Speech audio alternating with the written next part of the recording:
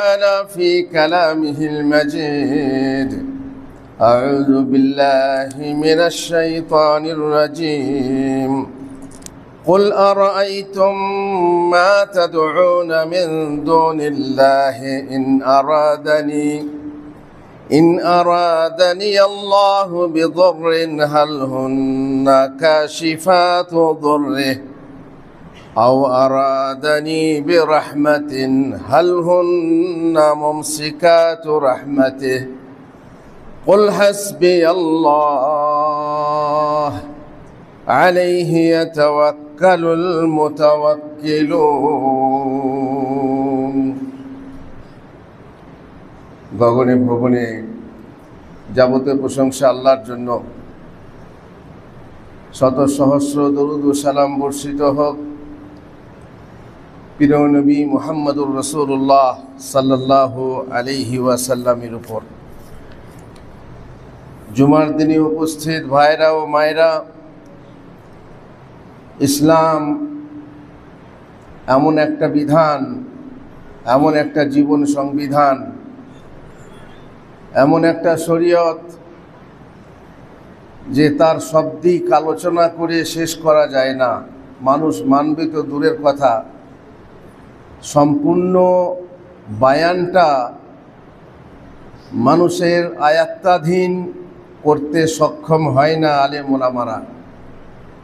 যখন যেমন হাওয়া চলে বক্তারা তখন সেই রকম বক্তৃতা পরিবেশন করে, মানুষকে সেই কথাই শোনায় যে কথা শুনতে মানুষ ভালোবাসে, যে কথায় হাসি আসে, যে কথায় কান্না আসে, আর যে সুরে মানুষ পাগল, সেই সুর দিয়ে সুর মাখা মধু মাখা কথা যারা শুনতে ভালোবাসে তাদেরকে সেই সময়ের কথা এবং বর্তমান পরিবেশ নিয়ে কথা বলা হয়।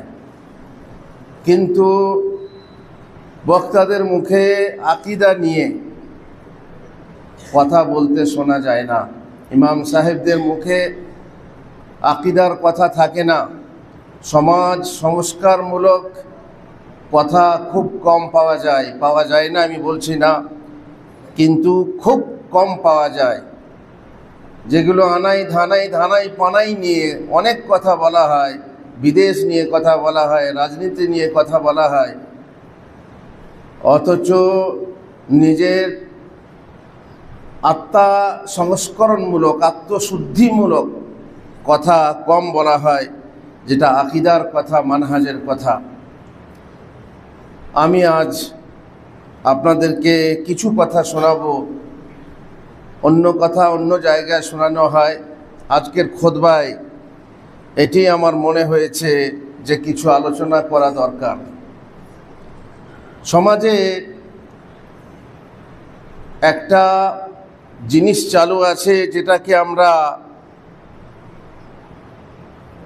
আল্লাহ ছাড়া অন্যের কাছে সাহায্য প্রার্থনা বলি, অন্যের কাছে ভিক্ষা করা বলি, চাওয়া বলি, এবং বিপদে আহ্বান করি।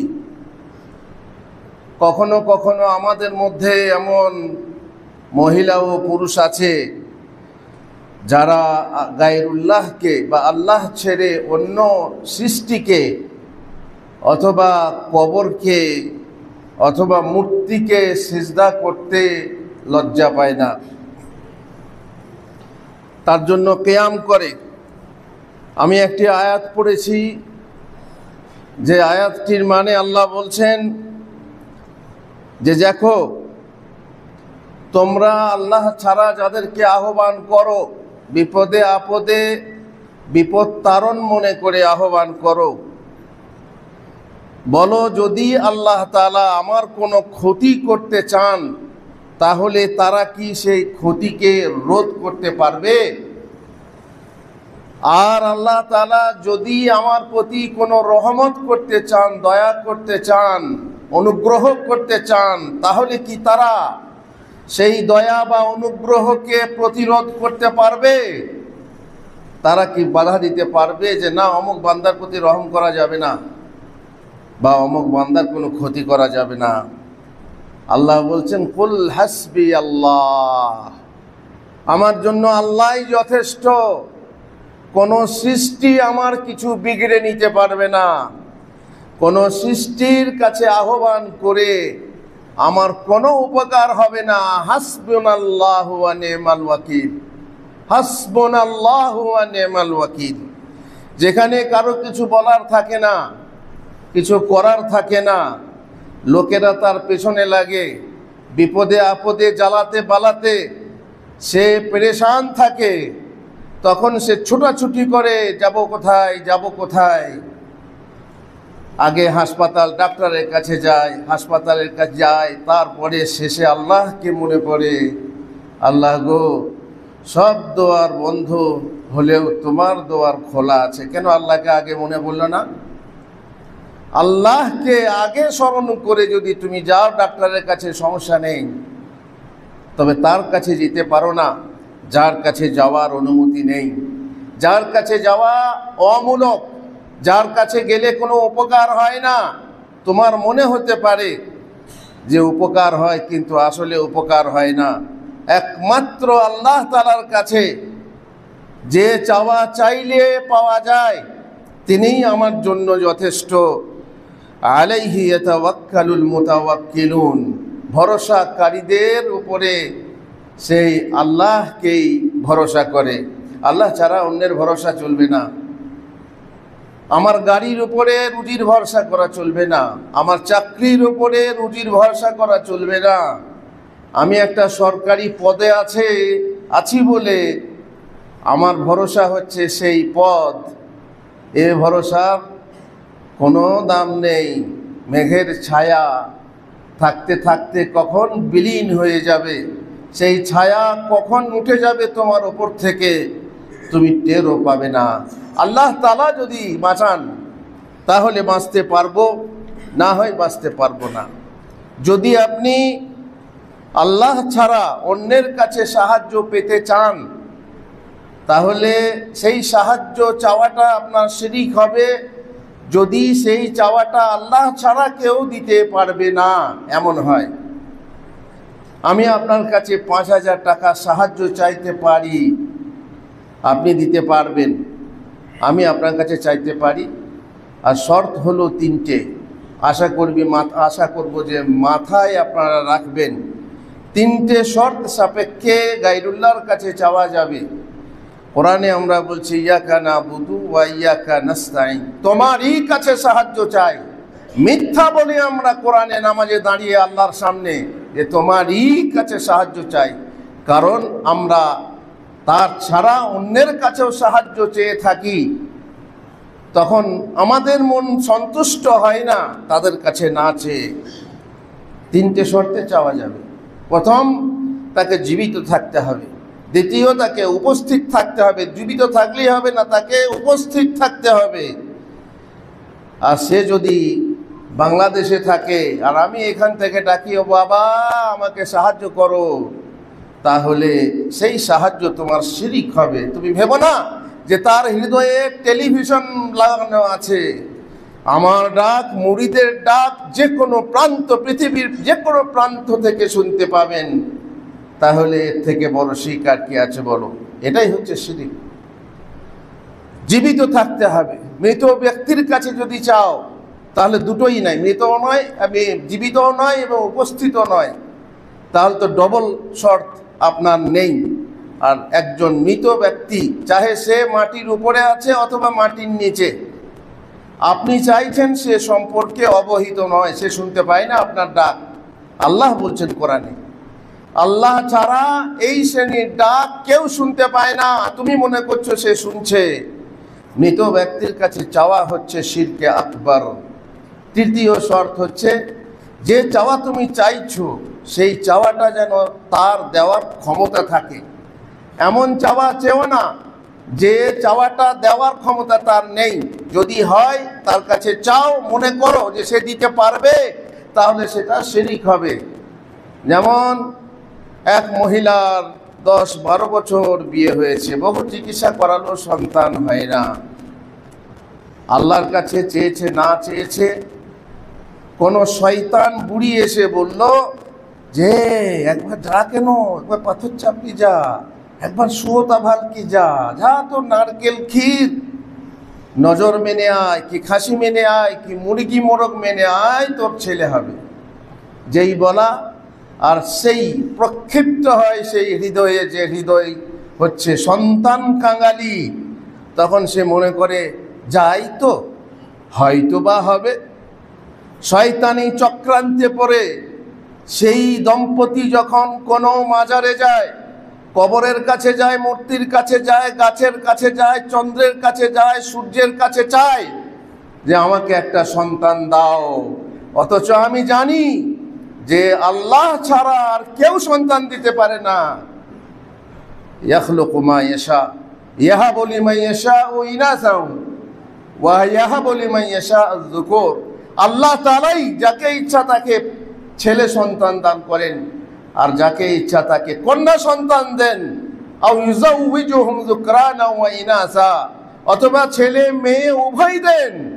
আও ইয়াজআলুহু আকিমা, কিংবা তাকে বন্ধা করেন, বাঁঝা করে দেন, তার সন্তান ভাগ্য নেই, পৃথিবীতে সন্তান পাবে না। যদি এরকম হয়, পৃথিবীতে এমন কেউ নেই যে তোমাকে সন্তান এনে দেবে, না ডাক্তার, আর না কোনো মাজার, আর না কোনো মূর্তি, আর না কোনো এমন জিনিস যে তুমি ভাবছো সে আমাকে সন্তান দেবে।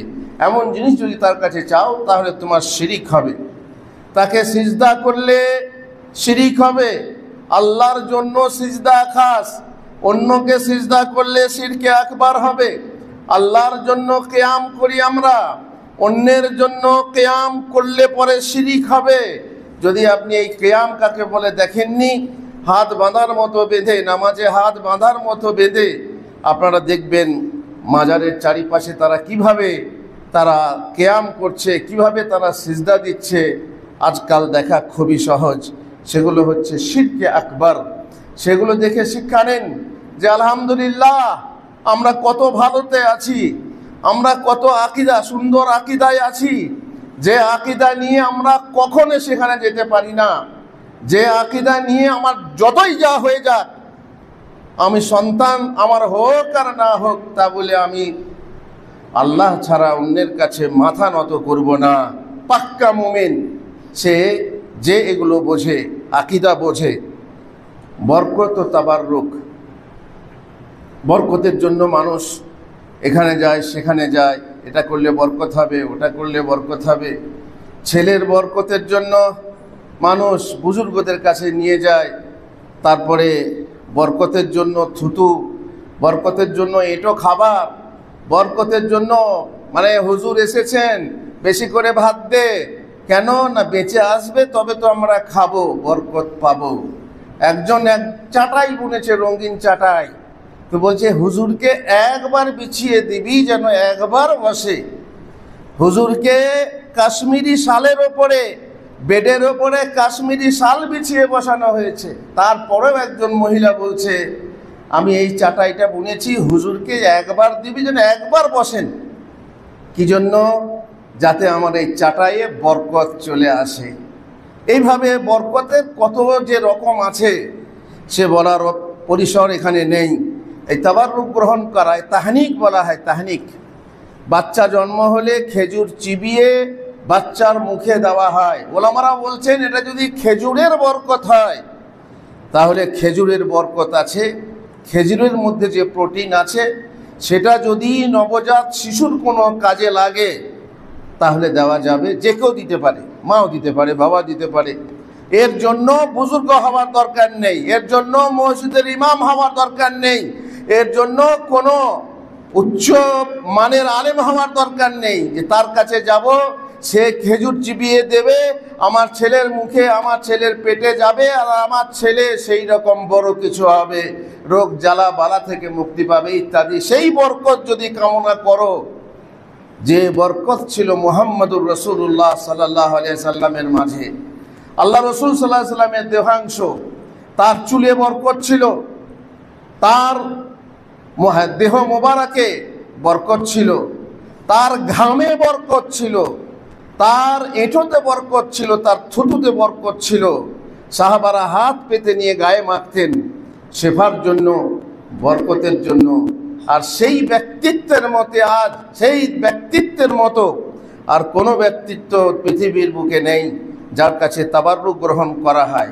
ওসিলা, ওসিলা নিতে, ওসিলা মানতে, অনেকে ওসিলা মানে নবীকে ওসিলা মানে, ফাতেমাকে ওসিলা মানে, কাবাকে ওসিলা মেনে দোয়া করে যে আমাকে নবীদের ওসিলায় ক্ষমা করো। হাদিস আছে, হাদিস আছে যেগুলো আমরা অহরহ জামাতের কাছে শুনে থাকি।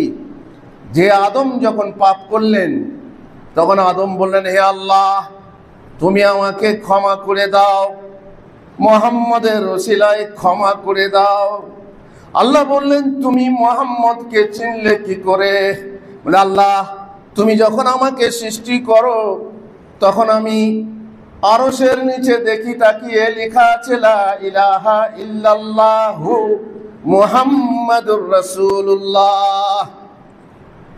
আল্লাহ এবং মুহাম্মদ পাশাপাশি লেখা দেখে আমি ভাবলাম এই সেই ব্যক্তিত্ব যে ব্যক্তিত্বের ওসিলা দিয়ে যদি তোমার কাছে দোয়া করি তুমি কবুল করবে। আল্লাহ বলবেন, ঠিক বলেছ আদম, আমি তোমাকে ক্ষমা করে দিলাম। আমি ওদের ভাষায় ওদের সুরে একটু বললাম যে এই যে একটা হাদিস বর্ণনা করা হয়, মসজিদে মসজিদে পড়া হয়, জলসায় জলসায় বলা হয়, আর সবাই বলে সুবহানাল্লাহ সুবহানাল্লাহ। বলার মতো বললে সুবহানাল্লাহ বেরোবে এমনি, সে ভালো হোক আর খারাপ হোক, সুর শুনেই সুবহানাল্লাহ বেরোবে। কিন্তু কথাটা যে ভুল, কথাটা ঠিক নয় যে আদম আলাইহিস সালাম মুহাম্মদের ওসিলায় দোয়া করেছিলেন। আরে আদম হাওয়া দুজনে দোয়া করেছিলেন কিভাবে সেটা কোরআনে লেখা আছে সূরা আরাফে। ক্বালা রব্বানা যালামনা আনফুসানা, এই যে দোয়া পাপ করার পর তাদের উভয়ের দোয়া ছিল, তারা উভয়েই বলেছিলেন রব্বানা যালামনা আনফুসানা, হে রব আমাদের, আমরা নিজেদের প্রতি জুলুম করেছি, অবাধ্যাচরণ করে গাছ বা গাছের ফল খেয়ে ফেলেছি, জান্নাত থেকে বের করে দেওয়া হয়েছে।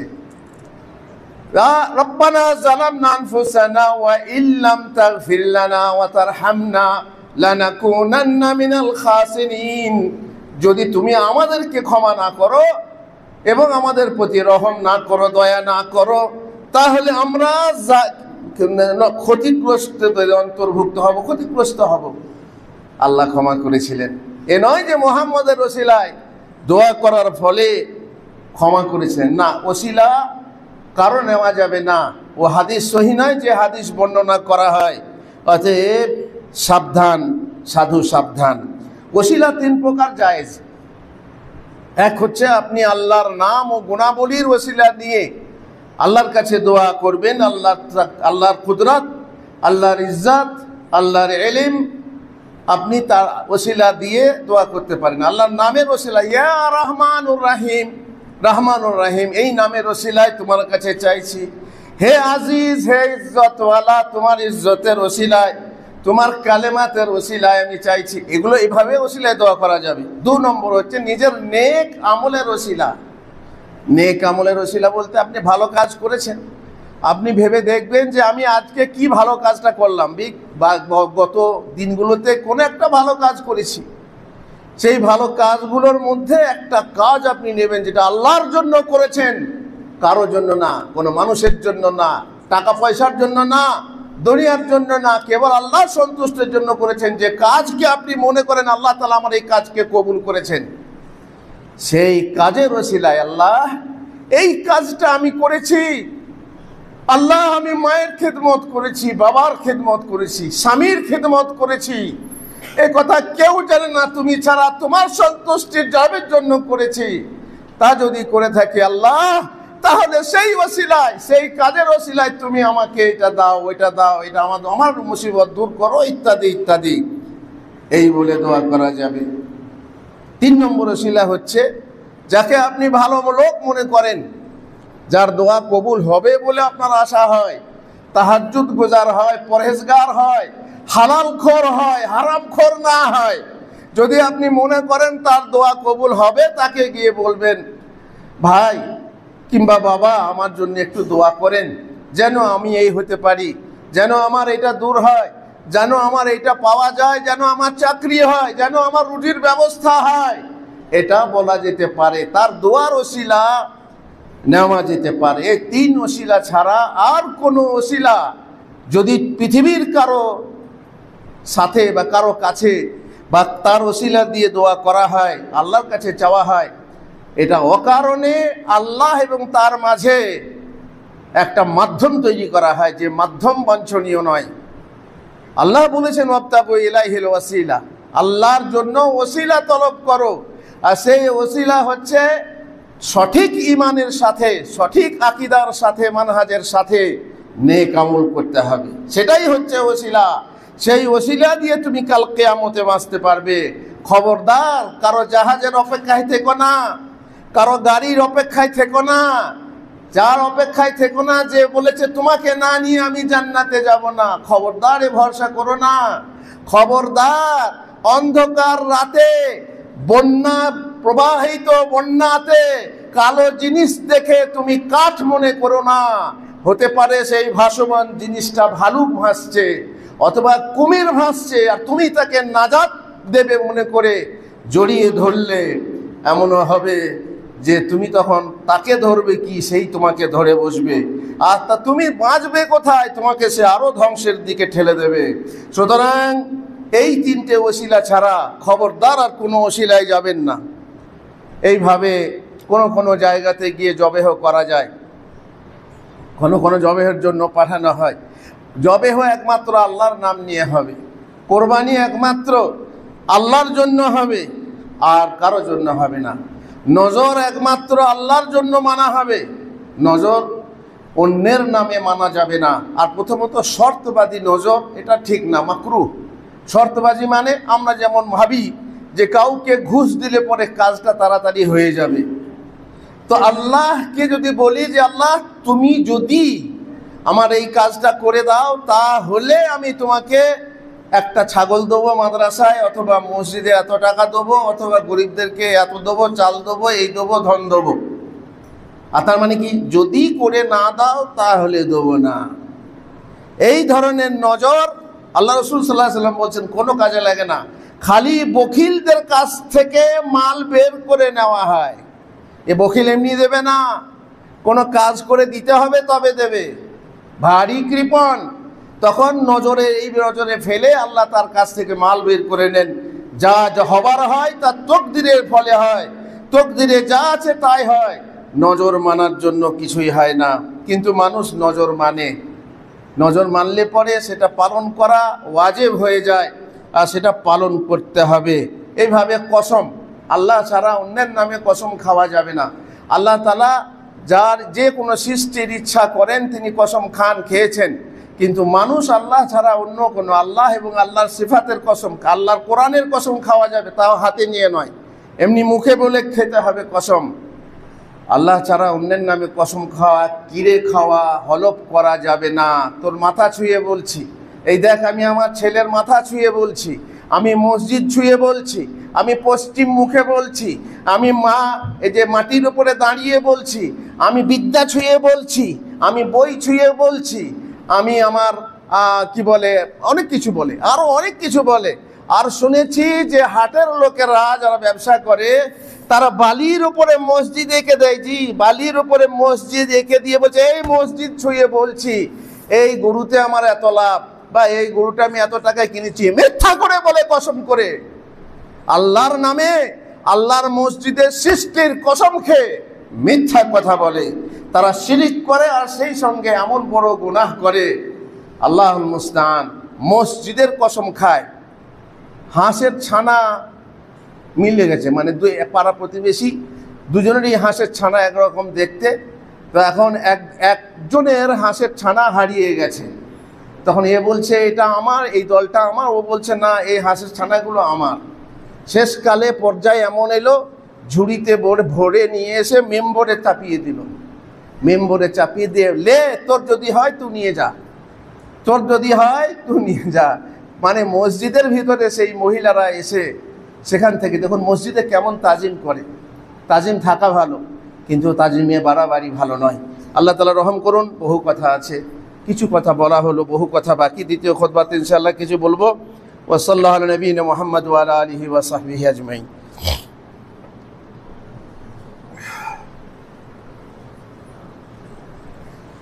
আলহামদুলিল্লাহ ওয়াসসালাতু ওয়াসসালামু আলা রাসূলিল্লাহ ওয়া আলা আলিহি ওয়া সাহবিহি আজমাইন। আমাদেরকে ওয়াহাবি বলা হয়। আমরা যারা এই শ্রেণীর কথা বলে থাকি, তখন বহু লোক আছে তারা আমাদেরকে ওয়াহাবি বলে। আমরা বলি আহমদ সাল্লাল্লাহু আলাইহি ওয়াসাল্লামের অনুসারী যদি ওয়াহাবি হয়, তাহলে আমি স্বীকার করি যে আমি ওয়াহাবি। আল্লাহ থেকে শরীক খণ্ডন করি। সুতরাং নেই আমাদের একমাত্র আল্লাহ ওয়াহাব, মহাদাতা, আল্লাহ ব্যতীত কোনো প্রভু। এই আল্লাহর নামের সাথে যুক্ত করে আমাদেরকে ওয়াহাবি বলা হয়, তাতে আমাদের রাগ হয় না, তাতে আমাদের আনন্দই হয়। তারা মনে করে মুহাম্মদ বিন আব্দুল ওয়াহাবের প্রতি সম্পৃক্ত করে ওয়াহাবি বলি, কিন্তু না, সম্পৃক্তটা হয় কোত্থেকে? সম্পর্কটা আল্লাহর সঙ্গে সরাসরি জোড়ে। আর নেরি নামে কিবা পরিতাপ, গোলাপে যে নামে ডাকো তবু সে গোলাপ। গোলাপে তুমি যা নাম দেবে দাও, গোলাপ তো গোলাপি, সাদা হোক, লাল হোক, হলুদ হোক, কিংবা যা নাম দেবে তুমি দাও। নেড়ি তুমি যদি ভালো হও, তো নেড়ি যদি কেউ বলে কোনো কারণে নেড়া করেছে বলে নেড়ি বলে, এবার ছোটবেলাতে নেড়া করেছে তখন থেকে নেড়ি নাম প্রসিদ্ধ, অথচ বড় হয়ে তার গুণ, তার রূপ, তার সব ঠিক আছে, তবু তার নাম হচ্ছে নেড়ি। নেড়ি তোর নেড়ি নামে কিবা পরিতাপ, গোলাপে যে নামে ডাকো তবু সে গোলাপ। ওয়াহাবি বলে গালি দিচ্ছ? ওয়াহাবি দিয়ে বলে গালি দেওয়ার কোনো কারণ নেই। ওয়াহাবি কেন বলা হয় আমাদেরকে? যেহেতু মুহাম্মদ বিন আব্দুল ওয়াহাব মাজারের বিরুদ্ধে, কবরের ওপরে গম্বুজ তৈরি করার বিরুদ্ধে লড়াই করেছিলেন, আর সেই জন্যেই তাকে মুহাম্মদ বিন আব্দুল ওয়াহাবের যারা অনুসারী, সেই রকম যারা মাজারকে বিশ্বাস করে না, মাজার পূজা করে না, গম্বুজ মানে না, তো তারা হয়ে গেল ওয়াহাবি। আমরা না কোনো গম্বুজ মাজারের নিকট আশা করি, আর না কোনো মূর্তি ও কবরকে বিপদ মুক্তি ও সুখ অর্জনের হেতু মনে করি, কখনোই না। না পাথর, না কোনো বৃক্ষ, যে পাথরে কেরদানি কিছু আছে, নীল পাথরের এই হয়, ওই শনিদূর হয়, অমক হয়, তমক হয়। আর কোনো বৃক্ষ, কোনো গাছে গিয়ে আমরা সুতো বাঁধি না, কুলো বাঁধি না। আর না কোনো নির্ঝর ঝর্ণা, কোনো ঝর্ণাতে আমরা গোসল করি না, গোসল করাই না। আর মক্কা ছাড়া কোনো জায়গাতে জমজম আছে বলে বিশ্বাস করি না। আর যে কোনো পুকুরে আমরা গা ধুলে, গোসল করলে কোনো বরকত হয়, কোনো রোগ ভালো হয়, এটা আমরা বিশ্বাস করি না। আর না কোনো প্রতিষ্ঠিত বেদি বা আস্তানা বা পীরের থানকে আমরা বিশ্বাস করি, তাদেরকে বিপত্তারণ মনে করি না। এই হচ্ছে আমাদের বিশ্বাস। আল্লাহ তাআলা আমাদেরকে তৌফিক দেন। সময় শেষ হয়ে গেছে। যা শুনলাম তার উপরে আমল করা, আকীদা ও বিশ্বাসকে যদি কেউ নির্মল করে, অনাবিল করে, তাহলে তার আশা আছে যে কিয়ামতে বেঁচে যাবে, পরিত্রাণ পাবে। আর আকীদা যদি গড়বড় করে বসে থাকো, তুমি নিজে আকীদায় ভালো, কিন্তু ঘরের হোম মিনিস্টারকে তার আকীদা পরিচ্ছন্ন করছো না, তুমি এমন গ্রাম থেকে তাকে তুলে এনেছো যার আকীদা ঠিক না, আর তুমি ভাবছো সে আপনার নিজের কাজ করবে, আমি আপনার নিজের কাজ করব, আর ভাবছো তুমি বেঁচে যাবে। চাচা, আপন জান বাঁচা। চাচা, তুমি নিজের জান বাঁচাতে পারবে না, কারণ চাচি তোমাকে নিয়ে ডুববে, যেখানে যাবে তুমিও সেখানে যাবে। আল্লাহ রহম করুন। বারাকাল্লাহু লি ওয়া লাকুম ফিল কোরআনিল আযীম ওয়া নাফা'নি ওয়া ইয়্যাকুম বিল আয়াতি ওয়া যিকরিল হাকীম। ইন্নাহু তাআলা